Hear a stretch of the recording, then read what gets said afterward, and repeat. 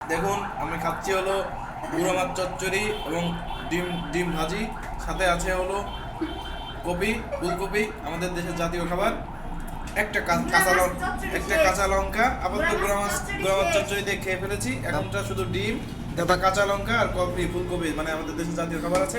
এখন খেয়ে দেখাচ্ছি আপনাদের কেমন দাদা স্বাদ। দাদা কাঁচা লঙ্কাটা কেমন ঝাল দাদা? ও সেই স্বাদ, এত স্বাদ কে? সেই স্বাদ মানে কোন স্বাদ? আমার কাছে সেই লাগতেছে, তাই নাকি? সেই স্বাদ। আয় হায়, আসলে বলে বোঝানো যায় না, বাসায় রান্না করা খাবার তো, বলতে গেলে মায়ের খাবার, মায়ের হাতে রান্না সবসময় ভালোই হয়।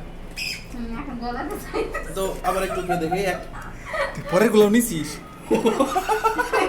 না, ভিডিওর মাঝে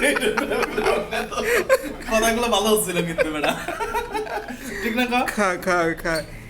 দর্শক দেখতে পাচ্ছেন এই এক বাটি ভাত, এখানে 3 জনের ভাত হবে আনুমানিক। দেখতে পাচ্ছেন এটা কত বড়, এইগুলোর কাছে কোনো ব্যাপারই না। এরকম আরো 10 বাটি সে খাইতে পারবে একা পয়সা এখানে। হ্যালো ভিউয়ার্স, তাহলে বুঝতে পারেন যে আসলে মায়ের হাতে রান্নাটা কত স্বাদ হয়েছে, যার কারণে আমি সবসময় মানে এতগুলা ভাত খেয়ে ফেলেছি। আমি সবসময় এত কটা ভাতই খাই, টোটালি এত কটা খাই, কিন্তু আজকে তো বন্ধু নিয়ে আসছে ওর মায়ের হাতে রান্না, তো সেই হয়েছে। মা কে রাঁধছে, তোমার আম্মা না বউ? আম্মু। ও আচ্ছা, এটাই ভাই জন্যই ভালো হয়েছে, এত স্বাদ। কোন দিকের কথা পজিটিভ দিকে নিয়ে গেল কেমনে?